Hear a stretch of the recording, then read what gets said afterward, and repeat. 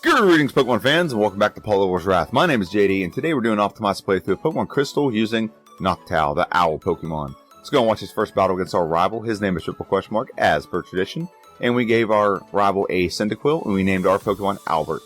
Albert will use 3 wing attacks, knock out the Cyndaquil, and result in a very easy battle over our rival. Get 69 nice experience points, and move right on to the next part of this game.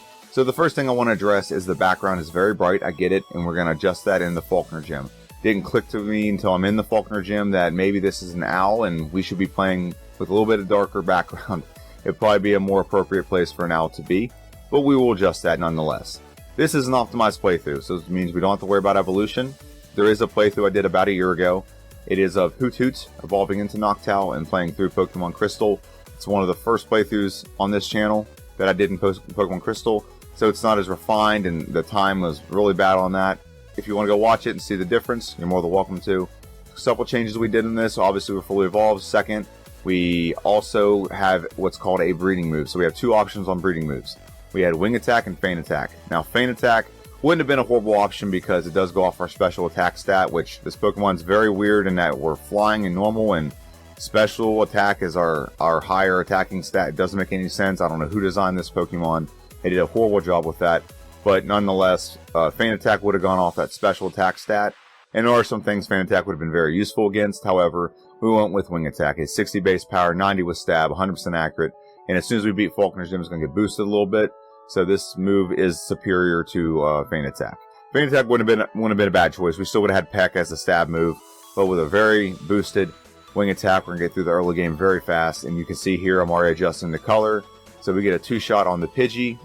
And then Falkner's going to bring out a Pidgeotto. It's going to be a 3-shot. It doesn't really do a lot of damage to us. It does about 6 damage. So now we're going to go ahead and knock it out one more time. And as you can see, the color in the background is nice and dark. We beat Falkner. We get the Zephyr Badge. And our Wing Attack is now boosted to 101. And we're going to go ahead and get another move. And this is going to be a very, very nice upgrade over Tackle, which is Swift, which is 60 base power, 100% accurate. Well, actually, it doesn't miss. It's not even 100%. It's just infinite. And the only thing it doesn't do is it can't hit Ghosts. So now we're going to go ahead and face Falkner, and we're going to go ahead and destroy Falkner. Wing Attack will one-shot the Metapod. It will not one-shot the Skyther. Skyther's pretty bulky, but we'll get very close to a one-shot, and we're going to take another knockout. There we go. We're at 69. Nice.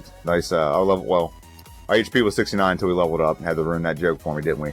But I beat Falkner or Bugsy, and we're going to move right on to our next battle, which is our rival battle. Rival number 2. Usually the most difficult rival to deal with. But in this situation, it's not very difficult.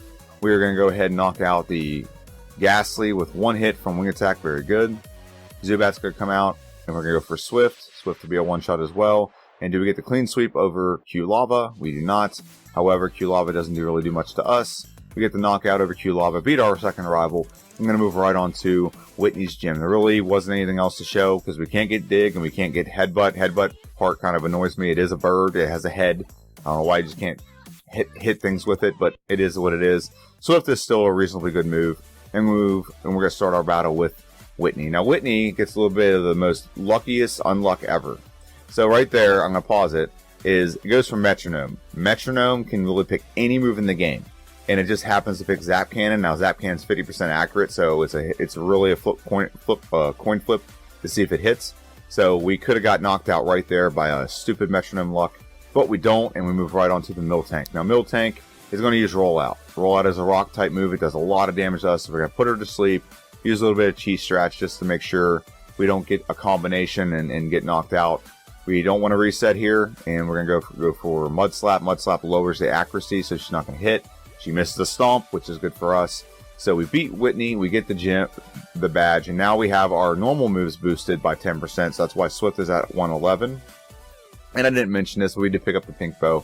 And we're moving right on to Sudowoodo. Sudowoodo actually has a huge advantage against us. We don't have a great move for Sudowoodo. It is a rock, which is resistant to normal, resistant to flying moves, and it has Rock Throw, which could be very detrimental and very powerful against us. So we don't have a great move, so we put it to sleep and we're lowering its accuracy. Flail is doing a lot of damage, and probably the right move because Rock Throw is very inaccurate. But nonetheless, we do get the win. And we move right on to the Komodo Girls, where Komodo Girls are where I like to take an opportunity to talk about the channel. So make sure you like, subscribe, hit the notification bell, get videos like this all the time, and comment down below. It helps out the YouTube algorithm. I really have two types of playthroughs I'm doing right now. So the first types is Pokemon Blue. I'm doing every type, like a competition between every type, to see who the best of every type is in Generation 1. I've already done the fire types, and right now I just started doing the fighting type. And the first one I did was Machamp, and next week we'll be doing Poliwrath. Week after that, I think we'll be doing Hitmonlee, and then Hitmonchan, and then Primeape. It's probably the order. I might switch that up. I think Primeape might do a little bit better, so I'm going to leave Hitmonchan to be last. And any other ones, obviously, I'm playing through the Pokédex in Generation 2, but I am going back and make sure I'm optimizing some of these Pokemon, because that's the format. I play through the base form, and then let it evolve and play through like you just started out with a Pokemon, and then let's throw some gasoline on the Pokemon, no pun intended, and just see how good we can make this Pokemon, how fast we can make the playthrough. And we're moving on to our third rival battle. This third rival battle can be complicated if you don't have anything great against the Pokemon. So Haunter goes for Curse, knocks itself out. Magnemite comes out. It would be nice if it was a one-shot, but it's not. And we're going to go for Mud Shot again, 2 knockouts. We are getting curse damage every time, so we can't have battle sustained. Or at least, if we knock a Pokemon out, we don't take any curse damage, which is good. Now, we could have got knocked out here if we had gone for Ember, possibly, but we get the win over our rival nonetheless. I'm going to move right on to Morty's gym. Morty, as a Pokemon, Morty. Morty. But, sorry, my Rick Sanchez impression needs to be improved. It's better if I'm actually drinking stuff so I can do the burping thing, but I'm not going to do that on here. So first Pokemon we knock out, it's Ghastly. Second Pokemon, knocks itself out to curse us, and we get some bad words said to us. We knock out Gengar in 2 hits. Haunter comes out, we get a critical hit, so we don't take any more curse damage. We get the win over Morty, and move on to old Chucky Boy's gym. Now we're in Chuck's gym, and we're going to go ahead and take on his gym. His gym is full of fighting Pokemon, and we are flying type, so this is really a foregone conclusion. And I actually didn't edit that battle out. Used like the Super Sim right here. Not a big deal. It took like, 5 seconds to beat that Pokemon with 1 wing attack. So here comes old Chucky Boy. He's going to come out with his beer gut and everything that his wife body shames him about. And we're going to wing attack the first Primeape, and we're going to wing attack the Poliwrath. It ends up being a 2-shot. All that's very bulky, so I didn't expect that to be a 1-shot. We get the win nonetheless, though, and we're going to leave Chuck's gym and go right into the lighthouse and go talk to Jasmine, give the medicine to Ampharos, and he's going to flash us because he's feeling so much better. And she's going to leave and go to her gym. We're going to follow her there and say, hey, you owe us a battle. And we're going to go ahead and take on Jasmine. Jasmine is a still gym leader. She's going to lead out with a Magnemite. Magnemite's going to come out. We're going to go for Mud Slap. It misses Thunder Wave. Actually, it hits Thunder Wave. We'll use a Paralyzed Cure Berry. We don't have another one, so we're going to use Hypnosis to do a little bit of cheese strats here. We're going to use Hypnosis to put him to sleep. Mud Slap's going to be a 2-shot. Make sure we don't get paralyzed again. And so we're full health going into the Steelix. So we're going to go ahead and put Steelix to sleep if we can. There we go. And I think we're going to go for probably Mud Slap a couple times just in case it wakes up. Iron Tail doesn't exactly have the greatest action to begin with, so if we're able to put it to sleep or able to lower its action even more and make it really hard to hit us. It only has 2 moves, and I don't know why it doesn't go for Rock Throw. Rock Throw would probably have been a 1-shot. But nonetheless, we get the win. We beat Jasmine our first try, and we're going to move right on to the Lake of Rage, where we go fight this hulked out. Well, we don't talk to it. I guess that's, logically, you can't really talk to a hulked out Gyarados. But we get the very easy win over Gyarados. And I'm going to move right on talk to this person. This is Lance. He's walking around with a cape in broad daylight. I don't know what he is. Maybe he's LARPing. And we're going to move right on to Price. Price is actually the one gym we're really weak to because it's Ice type. He's going to lead with a Seal. Seal's going to come out with a Return on the Seal as a 1-shot. His Return on the Dugong Gong Gong a 1-shot. It is not. Very thick, very bulky Pokemon. It survives, but we get the 2-shot. And now Piloswine comes out. We're going to put it to sleep. I don't want it to hit a Blizzard. If it hits a Blizzard, it could really obliterate us. And so it's going to heal. And we're going to go for Return again. 2 more returns knocks it out. We beat Price. And we're going to move right on to our rival battle. This is rival number 4, I believe. And it's going to lead out with a Golbat. Golbat's going to come out. We have a couple good options here. We're going to go for Hidden Power Ice. Hidden Power Ice makes it the 1-shot. Magnemite's going to come out next. And with Magnemite, we're going to go for Hypnosis. It goes to Thunder Wave. Luckily, it misses. And now we're going to go ahead and I think Hidden Power Ice to knock it out in 2 hits. Or Return can do it in 2 hits as well. Either one, as long as we get the knockout and we don't get paralyzed, that's all I care about. Haunter comes out. We're going to go for Wing Attack. Wing Attack is a 1-shot. Sneasel's going to come out, and I think Return's going to be a 1-shot with Sneasel. Anything good physical move can knock out Sneasel. And then Q-Lava. Let's see if it's the same thing. Is it a one-shot as well? It is a one-shot as well. Very good. We beat our rival. I'm going to move right on to Claire. This is part of the rival sandwich that we have right before the Elite Four. And Claire's going to come out, and she's going to have 3 Dragonairs and 1 Kingdra. Dragonairs will go down to 1 Hidden Power Ice for each one. There's the second one. Very good. And the third Dragonair comes out. Is it going to change it up? Nope. We're going to do the same exact thing. And then Kingdra's going to come out, and Kingdra's going to go down to a 2-turn return and knock it out. And we beat Claire, the Dragon Gym leader, and move right on to our final rival battle of the game before the period. No, not before the Elite Four. It is for the Elite Four, but it's the last one period in the game. And I think there is one in Kanto, but I don't remember where it is. I haven't played it in so long and battled that battle. So we are now facing our rival. We knocked out the Sneasel pretty easy. Magneton, we're going back and forth between not hitting his Thunder Wave and our Hypnosis, but eventually we do put him to sleep and knock him out. We're going to go for Hidden Power Ice on the Golbat. Very good. We level 50. That's nice. And we're going to move right on to the Haunter. Haunter's going to be a 2-shot. Did it go for Curse? Did I miss that? I think it did go for Curse. Knockout on the Kadabra. And Typhlosion is a 1-shot. It is not. We did not get hit by Curse. I must have just missed a move. But we beat our rival. Move right on to the Elite Four. Before we go into the Elite Four, let's go and look at the moveset and the stats of this Pokemon. We're going to start off with the moveset. The first thing I do want to talk about, though, is instead of talking about the moveset, we're going to talk about the items. So there's 3 items we will be holding in the Elite Four. One is the Pink Bow, gives us a 10% boost to our normal moves. Second is we will be holding the Sharp Beak at times, and that'll give a 10% boost to our flying moves. And third is the Never Melt Ice, give us 10% boost to our ice moves. We have 4 moves: Return, Hypnosis, Hidden Power, and Wing Attack. We have Hypnosis. It really isn't super effective in the Elite Four, except against like one trainer.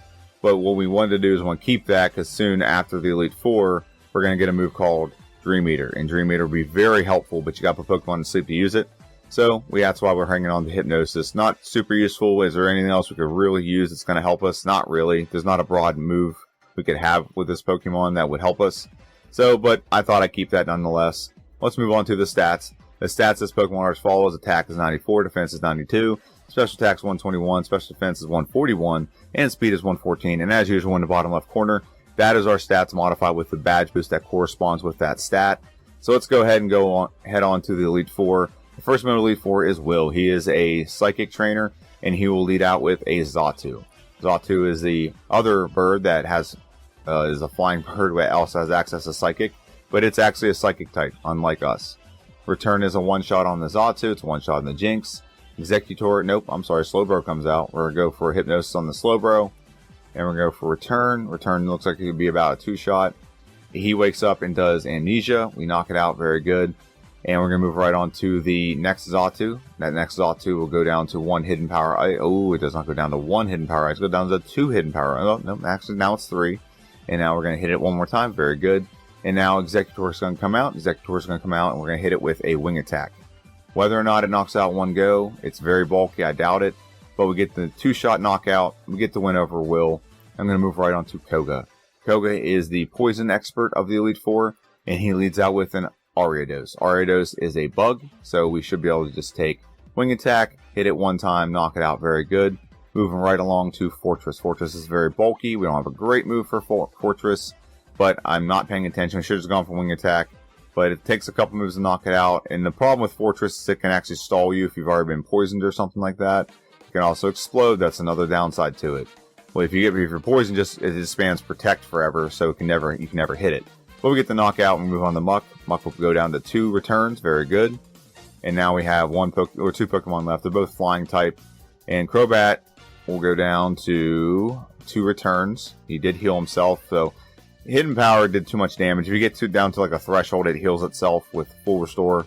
But we're going to go for Wing Attack on the Venomoth, get a knockout. Pretty easy win. Barely took any damage. Super easy. Barely an inconvenience. And move right on to Bruno. We don't talk about Bruno too much. In this battle, Bruno is really just a foregone conclusion, because we are flying type and he is weak to flying type. I do not know why I went for Hidden Power Ice there. I should have just gone for Wing Attack. It would have been a 1-shot. We'd taken no damage.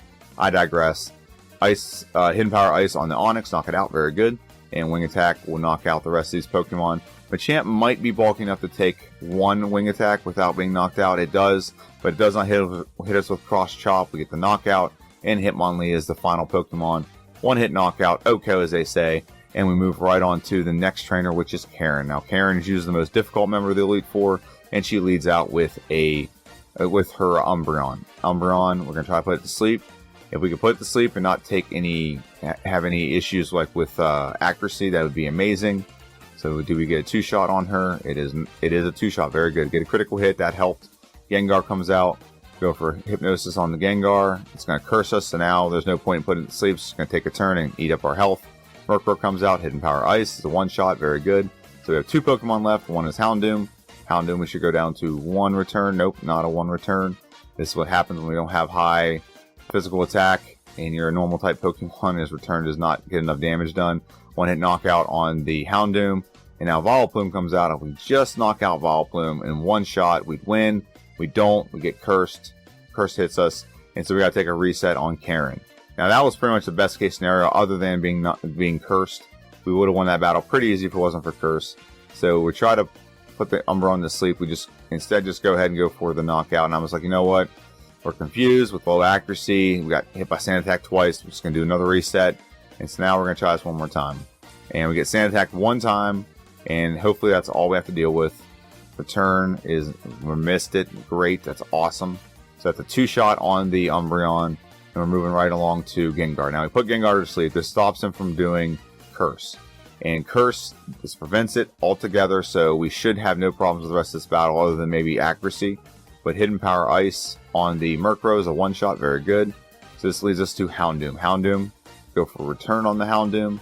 We miss. He hits a Flamethrower. Not a big deal. We have pretty good special defense. So, well, I mean, it doesn't matter if we can't hit an attack. He can hit us all day. Get down to 8 hit points. He heals, which is stupid. But we're going to go for 2 more returns, knock it out. And if we just knock out the Vileplume and it misses, we're good. Put it to sleep. We're going to prevent it from actually doing all those things.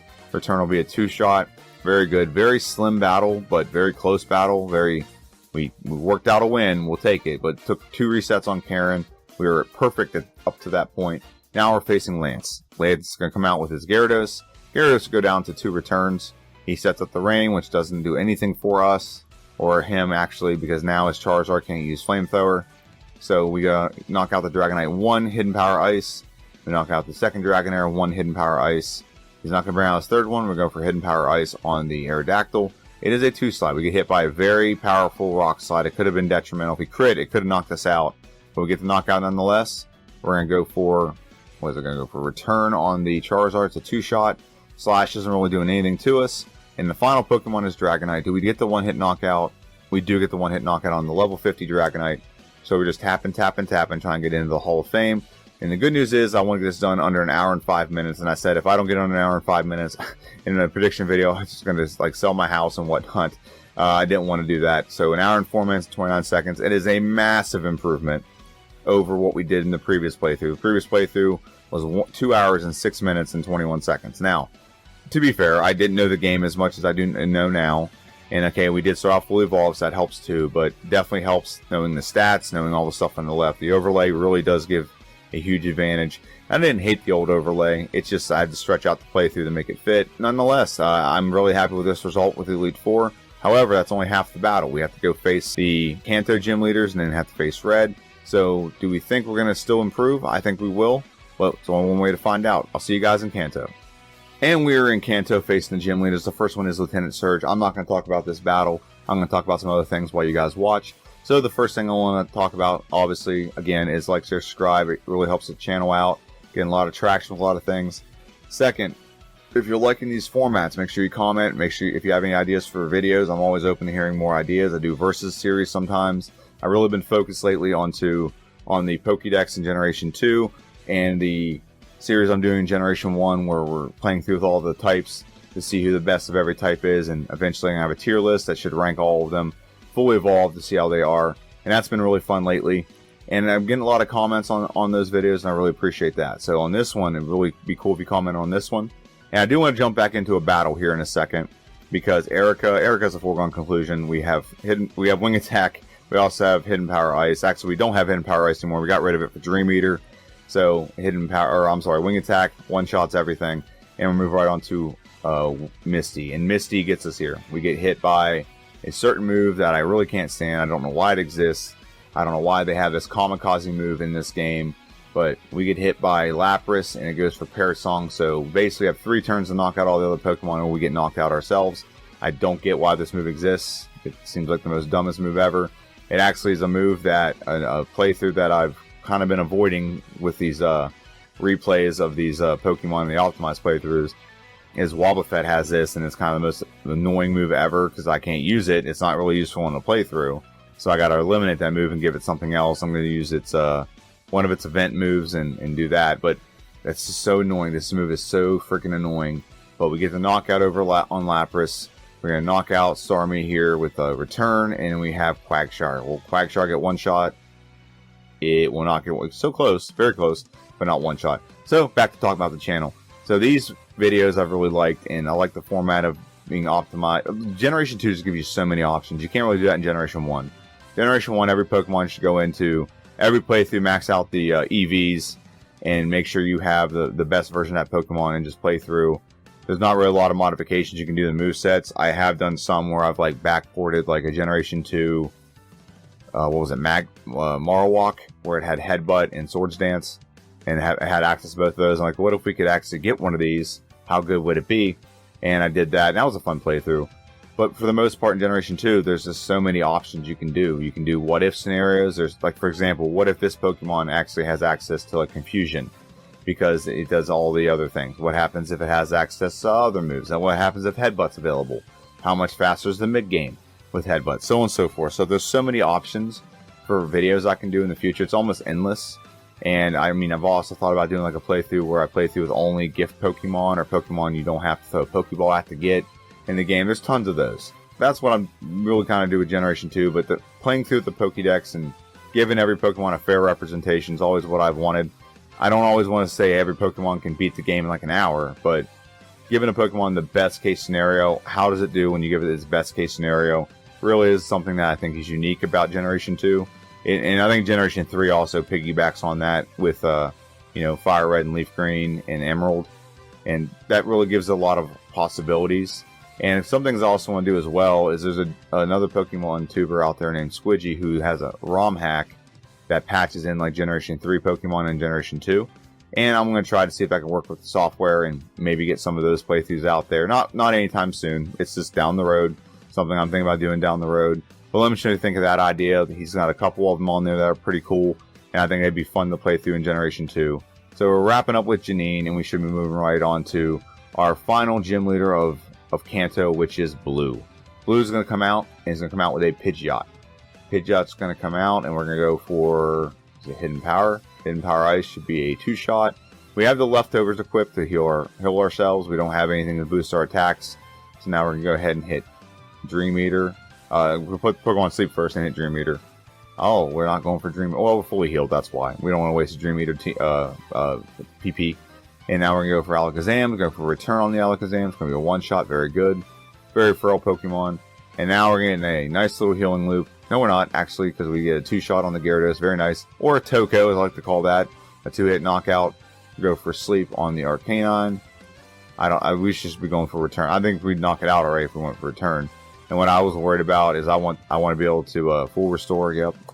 We should have gone for Return. It made this battle a lot quicker. And then the last Pokemon is Executor, which we're going to go for just Hidden Power Ice. Very good. It looks like it's going to be a 2-shot. We get seeded, not a big deal. And we get a full restore. That's awesome. And we're going to do one more. If you do too much damage, that's the problem with doing too much damage. You get close to like less than 20%, it heals itself. So now we're going to move right on to Red. And here's the thing about Red. This is a first try victory over Red. I think it is, at least. So return on the Pikachu. We're going to go for Hypnosis on the Blastoise, which we don't need to do Hypnosis. We don't need to actually heal, but it seems to be doing some of the best damage. And we're going to go for Return, knock out the Blastoise. Very good. Espeon comes out. We're going to Return on the Espeon. It's going to be a 2-shot. Now, it went for Reflect, which isn't going to hurt us too much against him. But against Snorlax, we can't really go for Return right now. So we got to go for Dream Eater. Look how little Return did. So we're going to go for Dream Eater. And I wonder if Dream Eater would work. I think it would work. I mean, he's asleep. Oh, but if he puts himself to sleep with Rest, how effective would Dream Eater be? Snore does a critical hit there, and we're trying to knock out the Snore. So we gotta hit one more time. As long as it doesn't wake up and do some stupid body slam or something like that, we're good. And we have 2 Pokemon left. Charizard isn't going to do much to us. We have pretty good special defense. We put it to sleep just to be safe. And we're going to also heal up just to be safe as well. Dream Eater does replenish our health. And it looks like we're one more hit away. And it doesn't matter if he does Flamethrower. It doesn't matter. Even with leftovers, we're recovering so fast. It's making his head spin. We're going for Hypnosis and use our most effective move against Venusaur, which is Dream Eater. It's a psychic move. Venusaur's poison type. Dream Eater one more time. Gets the knockout. First try victory over Red. And now we're going to go ahead and compare Red versus our Red we did in our previous playthrough. So the Red we did in our previous playthrough, we beat it in 2 hours and 39 minutes and 56 seconds. We beat this game in 1 hour and 32 minutes and 26 seconds. A massive improvement. It's an hour and 7 minutes of improvement and some change. Very good time. Had a lot of fun playing through with this Pokemon. Is it the best Pokemon Generation 2? Obviously not. It's not the best Pokemon Generation 2. However, it is still a solid Pokemon. And again, I would like to see this Pokemon if it had a couple extra things going for it. But that might be a what-if video for the future. So next week, you're going to be seeing a playthrough of Ladian. And Ladian's going to be tough. The stats for this Pokemon are not great. But we do get a pretty good breeding move to start the game with. So it's definitely going to expedite the process. In the original playthrough, we had a lot of problems because I don't think we had anything that could hit ghost types. So we had to deplete all of our power points, and it took 30 plus minutes to do that, if I remember that playthrough correctly, which was very annoying.